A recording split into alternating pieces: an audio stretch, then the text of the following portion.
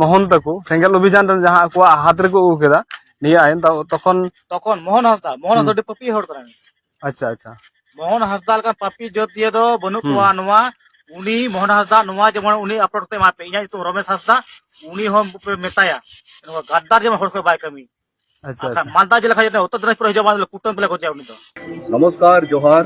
এই মুহূর্তে আমরা আছি চোপড়া থানায়, যেটা চোপড়া এই মুহূর্তে সবসময় চর্চিত আমাদের রাজ্য তথা দেশে।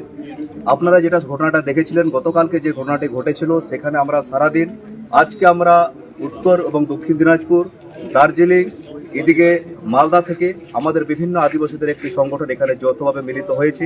আমরা সেখানে ঘটনা জানার পর থেকে গতকালকে আমরা ডিএম সাহেবের কাছে গিয়েছিলাম। আজকে আমরা সকাল থেকে বিভিন্নভাবে সমবেত হওয়ার পর থেকে সেখানে আমরা এলাকা পরিদর্শন করলাম। সেখানে প্রায় আমরা 2টা থেকে এখনই আসলাম সেখান থেকে। কিন্তু আমরা যেটা জানতে পারি, গতকালকেও যে বিধ্বংসী ঘটনা ঘটার পর থেকেও এখানে কোনো এফআইআর করা হয়নি। তো কেন করা হয়নি সেটা একটা প্রশ্ন আসছে। তো যাই হোক, আজকে আমরা যে সংগঠনের নেতৃত্বগণ আছেন, যে দূর দূরান্ত থেকে আসেন, এই ঘটনা জানার পর থেকেই আমাদের দুঃখ হলেও ভালো লাগছে যে একটা স্বতঃস্ফূর্তভাবে যেভাবে সাড়া দিয়েছে। এমনকি বাইরে থেকে আমরা লোক আসতে চেয়েছিল, তো আমরা চেয়েছিলাম আজকে আমরা এলাকা পরিদর্শন করব, সেখানকার কি কি পরিস্থিতি আছে সেটা নিয়ে আমরা এগোবো। আমাদের যদি শক্তি প্রদর্শন করতে হয়, পরবর্তীতে প্রদর্শন করতে হবে। আজকে আমরা এফআইআর এখানে জমা দিলাম, আমাদের রিসিভও হয়েছে। আমাদের যেটা এফআইআর করা হয়েছে, কিছু ইন্ডিভিজুয়ালি অ্যাট্রসিটি অ্যাক্টও আমাদের দিয়েছি, যেহেতু আমাদের আদিবাসী সমাজের মধ্যে এটা জড়িত আছে। তো আমি এক এক করে এখানে জিজ্ঞাসা করব আমাদের যে নেতৃত্বগণ আছেন ওনারা কি বলছেন হয়েছে। তো আমি এখানে প্রথমে জিজ্ঞাসা করে নিব এখানে উপস্থিত মাননীয় শ্রী দিলীপ কিসকু মহাশয়। গমকে আজকে সেখানে যাওয়ার পর কি পরিস্থিতি আপনারা দেখলেন? আজকে আমরা ইউফাওয়ের পক্ষ থেকে এখানে বিভিন্ন আদিবাসী সমস্ত যে সংগঠনগুলো আছে সমস্ত সংগঠন মিলে আমরা আজকে উপস্থিত হয়েছিলাম, যেখানে আমবাড়ি চায়ের বাগানে আদিবাসীদের উপরে যে অত্যাচার হয়েছে, গুলিবর্ষণ হয়েছে, সেটা আমরা সোশ্যাল মিডিয়াতে পাওয়ার পরে আজকে আমরা এসেছিলাম সেটা নিজের চোখে দেখার জন্য, পরিস্থিতিটা বোঝার জন্য। সত্যি আমরা সেখানে দেখে অত্যন্ত মর্মান্তিক ঘটনা আমরা দেখলাম। সেটা হচ্ছে সেখানে যে সমস্ত বাড়িগুলো ছিল, সে অনেকগুলো বাড়ি পুড়িয়ে দেওয়া হয়েছে, ভেঙে দেওয়া হয়েছে। যেখানে খাবার দাবার ছিল, সেই খাবার দাবারগুলো সেটাকেও পুড়িয়ে ফেলা হয়েছে। আমরা দুঃখিত যে দেখা করতে পারলাম না, যে সমস্ত গুলি লেগেছে, যে সমস্ত পেশেন্ট হয়েছে, যারা শিলিগুড়ি হসপিটালে ভর্তি রয়েছে, তাদের সঙ্গে আমরা দেখা করতে পারলাম না সময়ের অভাবে। তার সঙ্গে সেখানকার লোকেদের যে সমস্ত কথাবার্তা আমরা পাই টু পাই, প্রত্যেকটা ব্যক্তির সঙ্গে কথা বলার চেষ্টা করলাম, তাদের কাছ থেকে আমরা শোনার চেষ্টা করলাম। যেভাবে ওনারা ওখানে আছেন, সত্যি অত্যন্ত আশঙ্কের মধ্যে তারা ভুগছেন। যদিও এখন সেখানে পুলিশ প্রশাসন মোতায়েন রয়েছে, তা সত্ত্বেও তারা কিন্তু যথেষ্টভাবে তারা আশ্বস্ত নন, অনেকটাই ভয় এখনও তাদের মধ্যে রয়েছে। সেই পরিপ্রেক্ষিতেই আজকে আমরা শেষ অবধি আমরা এখানে আইসি মেজবাবু ছিলেন, মেজবাবুর সঙ্গে কথা বললাম এবং লিখিতভাবে এফআইআর দায়ের করা হলো। স্যারের সঙ্গে কথা বলার পরে আমরা কিছুটা হলেও আশ্বস্ত হতে পারছি। প্রশাসন নিশ্চয়ই আমাদের সঙ্গে সহযোগিতা করবেন, কোঅপারেট করবেন, এই আশাই রাখছি। ধন্যবাদ দিলীপ বাবু। এবার আমরা আসবো, আমাদের এখানে নেপোলিয়ান গংকে আছেন। তো নেপোলিয়ান গংকে, এখানে যেটা আমরা বারবার শুনতে পাচ্ছি যে সেখানে প্রশাসনের অসহযোগিতা, কথাটা বারবার আসছে, কিন্তু আমরা এখন অনুধাবন করছি। তো এটাতে প্রশাসন যদি সঠিক সময়ে সেখানে পৌঁছতো বা কার্যবাহী নিত, এই ঘটনাটাকে এতদূর ঘটতো? সবচেয়ে সবার প্রথমে যে কালকে যে ঘটনা ঘটেছে, সাউন্ড চেক করছে, সেই ঘটনাটা অত্যন্ত নিন্দনীয় ঘটনা, মর্মান্তিক ঘটনা। দিনের বেলায় 14-15 জন দুষ্কৃতকারী বন্দুক বেআইনি আগ্নেয়াস্ত্র নিয়ে এইভাবে হামলা করবে, সেটা ভাবাই যায় না। অভাবনীয় বা একটা কাজ হয়েছে, যেটা অত্যন্ত নিন্দনীয়। আর সবচেয়ে বড় কথা, তার ওই চা বাগানে যে ঘটনা ঘটেছে তার পাশেই কিন্তু গত 6 মাস থেকে একটা ক্যাম্প আছে। ফলে ওই ক্যাম্প পার্শ্ববর্তী একটা চা বাগানে ক্যাম্প থাকা সত্ত্বেও সেখানে ওই দুষ্কৃতকারীরা তাণ্ডব চালালো, বহু লোককে গুলিতে, ছররা গুলিতে আহত করেছে, লুটপাট হয়েছে, বাড়িঘর পুড়িয়ে দিয়েছে, ভেঙে দেওয়া হয়েছে, খাদ্যদ্রব্যগুলো নষ্ট করা হয়েছে। তো ওখানকার মানুষের সঙ্গে কথা বলে যেটা বুঝলাম, এখন তারা সংসার যাপন করার মতন পরিস্থিতি নেই এবং গত কয়েক মাস থেকে সেখানে কিন্তু তারা কাজকর্ম করতে পারছে না। এটা না একটা বড় দুষ্কৃতকারীরা নাকি ওদেরকে কাজে বাধা দিচ্ছে। তো এইরকম একটা পরিস্থিতি, একটা খুবই মর্মান্তিক। সেটা অত্যন্ত বেদনাদায়ক, এটা তীব্র এটার কন্ডেম করছে। নেপোলিয়ন বাবুকে ধন্যবাদ। তো আমি এবার আসবো doctor Ramesh Kisku, x deputy CMH দক্ষিণ দিনাজপুর। তো ডক্টর বাবু, আপনার ওখানে কি মনে হলো যে এই যারা যেখানে ছড়রা বলি বা যেখানে আমরা শুনতে পেয়েছি পিস্তল ব্যবহার করা হয়েছে, তো এই রোগীদের নিয়ে আপনাদের ভাবনা চিন্তা কি আছে? এখন ব্যক্তিগতভাবে আমরা ওখানে গিয়ে যেটা দেখলাম, প্রথমে তো আমরা যাওয়ার পর আমাদের ওখানে ঢুকতে দেওয়া হচ্ছিল না, এটা হচ্ছে প্রথম একটা অভিযোগ। কেন ঢুকতে দেওয়া হবে না, সেটার মধ্যে একটা কোথাও একটা মানে কি বলে একটা খারাপ ইঙ্গিত আমরা অবশ্যই পাচ্ছি। দ্বিতীয়ত যখন আমরা ভিতরে ঢুকলাম, সেখানে দেখি মোর দেন 50টার কাছাকাছি বাড়ি আগুন যারা লাগিয়ে পুড়িয়ে দেওয়া হয়েছে এবং 12 জনের মতো হচ্ছে মানে গুলিবিদ্ধ। সবচেয়ে মেন অভিযোগ আমি অন্তত যাদের দিকে আঙুল তুলতে চাইছি, তারা হচ্ছে মেন স্ট্রিমের যে বাংলা মিডিয়াম যারা আছে, মিডিয়াম মানে আমাদের আছে মানে সংবাদপত্র যারা আছে, আমার প্রথম অভিযোগ হচ্ছে তাদের উপরে। কারণ হচ্ছে মোটামুটি যেখানে 50টার উপর বাড়ি গুলিবিদ্ধ হচ্ছে, আগুন লাগানো হচ্ছে, যেখানে হচ্ছে যেখানে অলরেডি 12 জন গুলিবিদ্ধ হচ্ছে, সেই খবরটাকে নিউজে সেভাবে কভারেজ করা হয় না, কারণ এটা যেহেতু আদিবাসী। অথচ 24 ঘন্টা ধরে কে কার সাথে বৈশাখী শোভন প্রেম হচ্ছে, এগুলোই এদের নিউজের মধ্যে থাকে। আদিবাসী নিউজটাকে ইগনোর করতে চায়। আমার মনে হচ্ছে কোথাও যে আদিবাসী সোসাইটিও এই যে মেন স্ট্রিমের মিডিয়া যারা আছে এদের থেকে সরতে হবে, এরকম কোথাও একটা চিন্তা ভাবনা করার এখন হয়তো সময় আসছে। আচ্ছা, 2 নম্বর হচ্ছে প্রশাসনিক যে অসহযোগিতার কথা, যেটা আমরা ওখানে গিয়ে দেখলাম, যেটা ওপেনলি, যেটা ওখানে পরিষ্কার মেয়ে লোক সবাই যেটা বললো, যে ওখানে একটা ক্যাম্প থাকার পর, খোদ আইসি ওখানে থাকার পর, আমরা ওনার বিপক্ষে যে অভিযোগগুলো শুনলাম, উনি ডাইরেক্ট যেটা হচ্ছে যারা ওখান থেকে লাইভ করছিল, মোবাইল করছিল, ফেসবুক করছিল, সেটা ভেঙেছেন, মোবাইল কেড়ে নিয়েছেন ওপেনলি ওনার সামনে, যেটা আমরা সেটা রেকর্ডও আছে, এবং আইসি খোদ নিজে ডিলিট করেছেন। এটা কোনোভাবেই মানে ভাবা যেতে পারে না। আর দ্বিতীয়ত হচ্ছে যে আমরা যে জায়গায় ঢুকতে চাইছিলাম ওখানে মিসগাইড করেছেন, মানে ওখানে যাওয়া যাবে না, এবং কোথাও উনি একটা মানে মানে দুষ্কৃতের পক্ষে নিচ্ছেন, এটা কিন্তু আমার মনে হচ্ছে, এটা মানে কোথাও একটা মনে হচ্ছে। আর 3 নম্বর হচ্ছে জেলাতে কম বেশি একটা প্রশাসনিক কোনো একটা নিশ্চয়ই আছে, একটা অ্যাডমিনিস্ট্রেশন চলে, যেখানে 12 জন গুলিবিদ্ধ হলো, যেখানে হচ্ছে মানে এখানে হচ্ছে মানে 50 খানার উপর বাড়ি চলে গেল, সেখানে টিল নাও এখনো পর্যন্ত তাদের একটা খাবার পর্যন্ত কিছু নেই, সেখানে পৌঁছাবার মতো মানে কোথাও যায় না। এটা কি তারা হচ্ছে কি পশ্চিমবঙ্গে কি এরা মানে আমরা বাস করছি? যদি মনে হয় এই প্রশাসনিক যারা আছে, আমার মানে পরিষ্কার যেটা মনে হচ্ছে তারা হয় অপদার্থ, নতুবা হচ্ছে মদত, এখানে পরিষ্কার তারা মদত দিচ্ছে এবং তারা এর সাথে আছে, এটাই আমার মনে হয়েছে। ধন্যবাদ। ধন্যবাদ ডাক্তারবাবু। এবার আমরা মাইকেল দাকে পেয়েছি।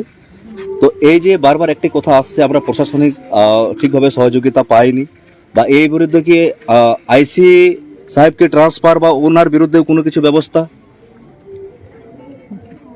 আমি এটাই বলতে চাই যে এই যে আজকে পুলিশ প্রশাসন যেই জায়গায় ক্যাম্প লাগায় পুলিশ প্রশাসনের সামনে যা তো গুলিগুলা হয়েছে, আমি ফ্রন্টে যাই বুঝতে পারি, যখন ওইখানকার জনসাধারণ পাবলিক বলে, ওইখানকার লোকজন বলে যাদের উপর এই হামলাটা হয়েছে, ওরা নাকি যখন গুলি চালায় তখন পুলিশ প্রশাসন দৌড়ায় ভাগে। তো এই যে ওরা যে দৌড়ায় ভাগে, ওরা জনসাধারণকে কিংবা লদাবাড়ি জনসাধারণকে, আমবাড়ি লদাবাড়ি জনসাধারণকে বাঁচার জন্য গেছিল, নাকি ওরা খেল করতে গেছিল? আইসি সাহেব ওনাদেরকে পাঠাইছিল কি দেখতে, না ওদের দুর্ঘটনা খেলাটা দেখতে? তো এটাই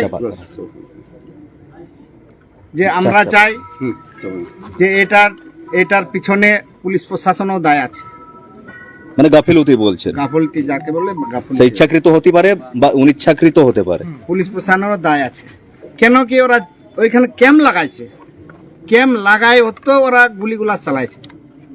ঠিক আছে, চন্দুদা, তো এই পর্যন্ত কি মনে হলো, যে এই পর্যন্ত যেটা মনে হচ্ছে কি পুলিশ স্টেপ নিতে পারে, নাকি এখানে বৃহৎ জমায়েতের প্রয়োজন আছে বা অন্য কোনো পদক্ষেপ? আমার এখানে মনে হয় যে আমরা স্পটে গিয়ে যেটা দেখলাম, পুলিশ প্রশাসনের গাফিলতি অবশ্যই আছে, যেহেতু ওখানে গুলিগালাজ এতক্ষণ ধরে চলছে, সেখানে ক্যাম্প আছে, তার সত্ত্বেও তারা যে কোনো আওয়াজ কিংবা খবর পাচ্ছে না, সেটা আমার দিক থেকে মনে হয় যে সেটা তারা জানতে পারছে না। তাদের সহযোগিতা যদি থাকতো তাহলে আজকে যে এতজনের 10 থেকে 12 জনের যে গুলি হয়েছে কিংবা আহত হয়েছে, এই সংখ্যা হয়তো অবশ্যই কম হতো। আমরা আজকে চপড়া থানার পুলিশ প্রশাসনের কাছে আমরা অভিযোগ জমা করলাম। আমরা মেজবাবুর কাছে অভিযোগপত্রটা জমা দিয়ে আজকে আমরা তিনি আমাদের আজকে আশ্বস্ত করলেন।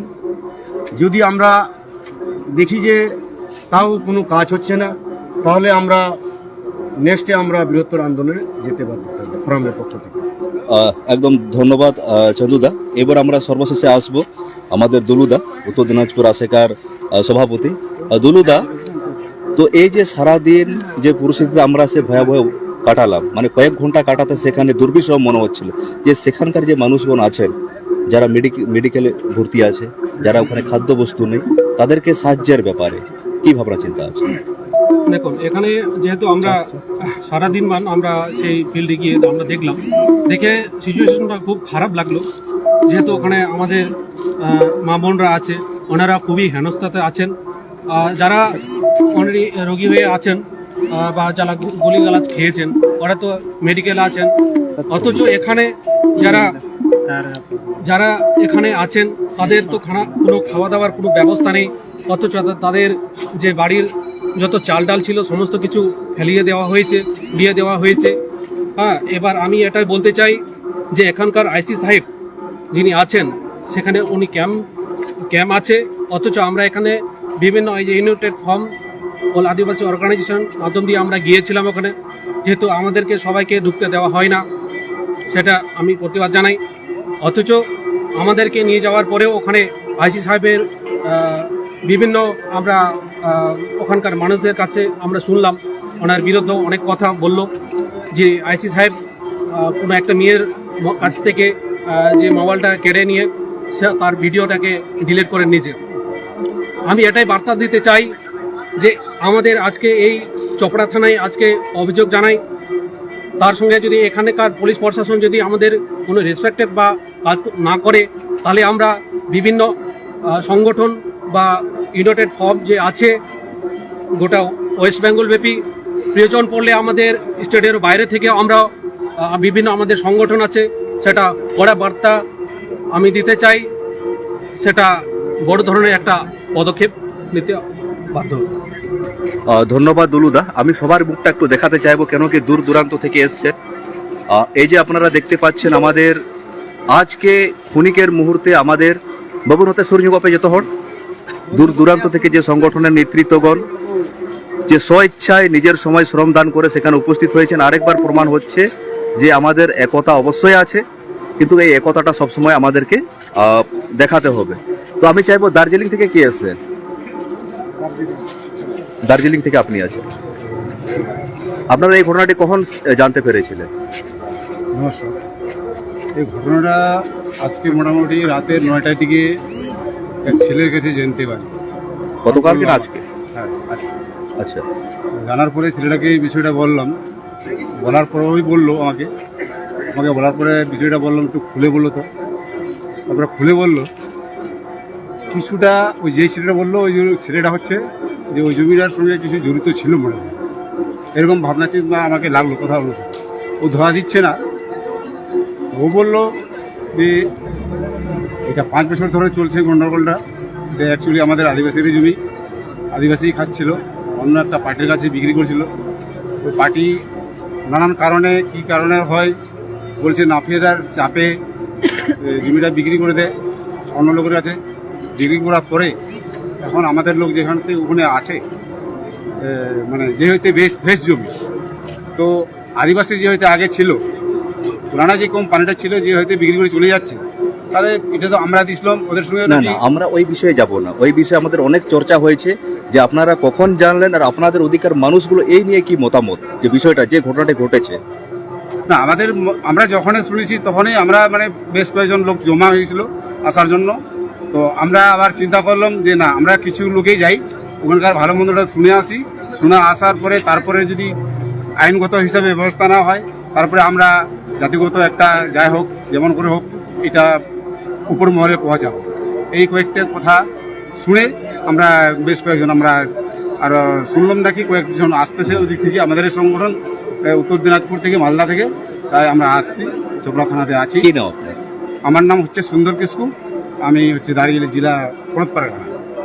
তারপরে কথাটা হচ্ছে কি আমার বিশেষ করে যোগ পারগানা, তারপরে আমার কথা হচ্ছে কি এইটা নিয়ে একটু ওই গরিব লোকগুলাকে একটু আমাদের সহযোগিতা করতে হবে, দেখতে হবে।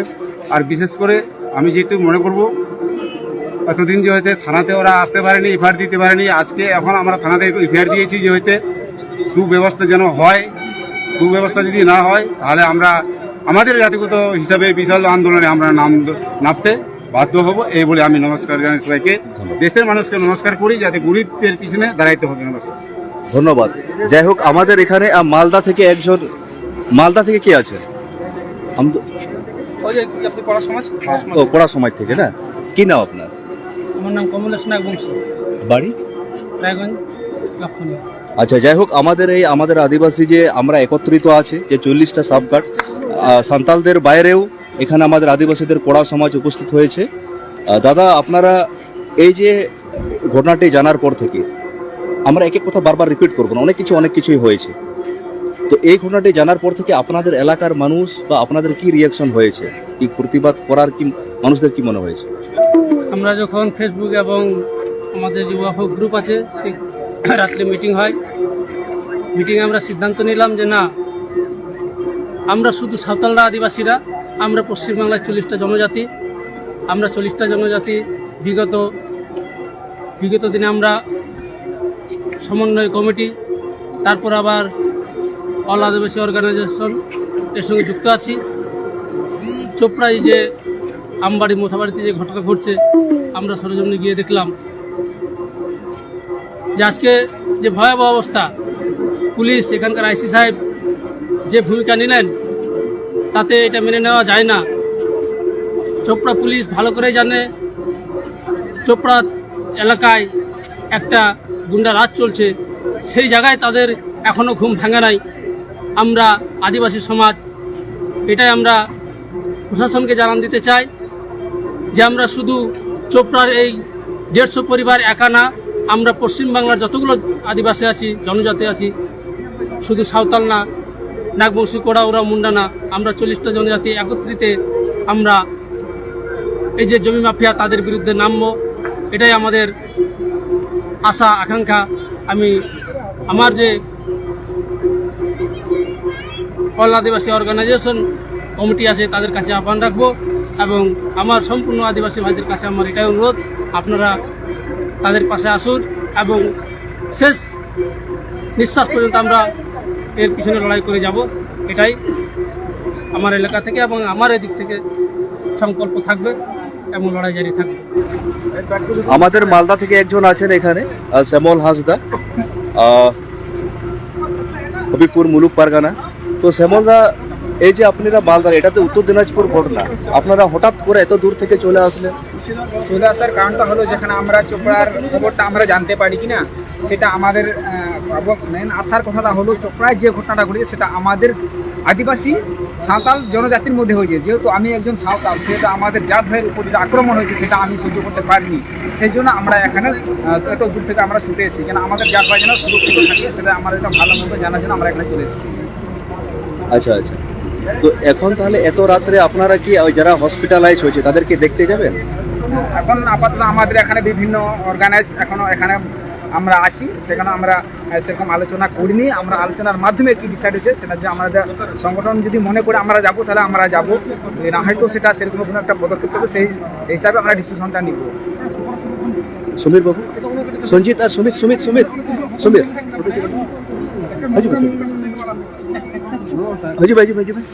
এখানে আমরা ছাত্র সমাজ থেকেও কিছু ভাইকে পেয়েছি।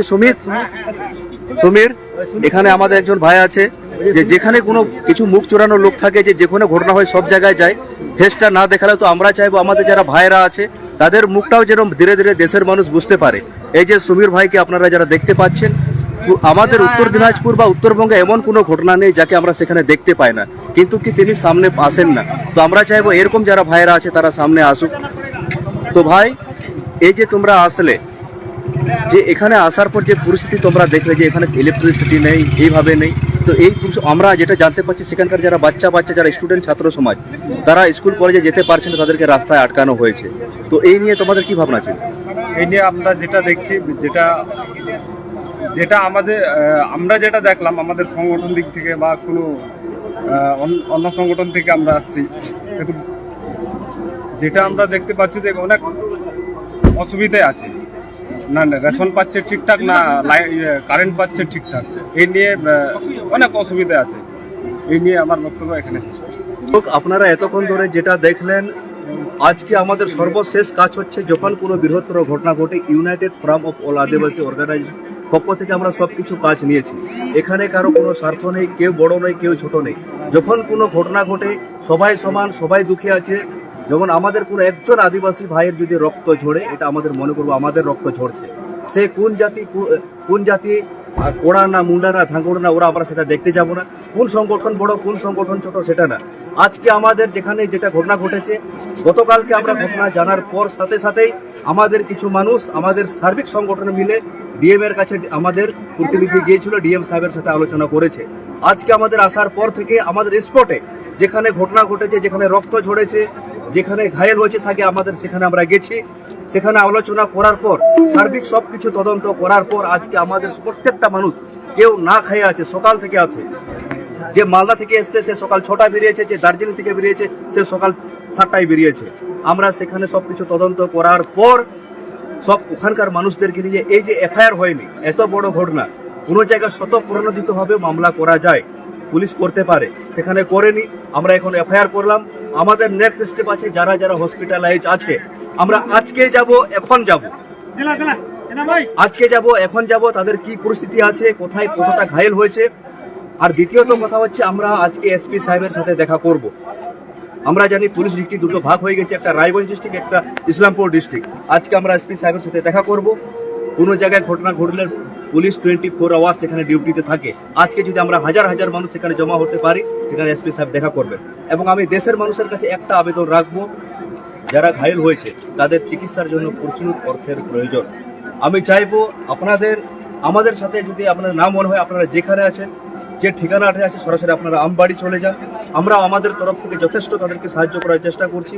আপনারাও যাতে তাদেরকে সাহায্যের হাত বাড়িয়ে দেন। এই মুহূর্তে যেটা সেখানে দরকার আছে অন্য, এবং যারা ঘায়েল হয়েছে তাদের সেখানে চিকিৎসা। তো আজকে শুধু কয়েকটা মুষ্টিমেয় মানুষের পক্ষে এটা সম্ভব না। আজকে সার্বিক প্রত্যেকটা মানুষকে আসতে হবে। আর এই যেটা ঘটনা ঘটেছে, এটা শুধু কোনো সাম্প্রদায়িক না, এখানে ভালো এবং খারাপ। এখানে যে ঘটনাটি ঘটেছে আমাদের আদিবাসীদের সমাজে, ওদিকে অনেকে আছে যারা এই খারাপ কাজের সাথে যুক্ত আছে।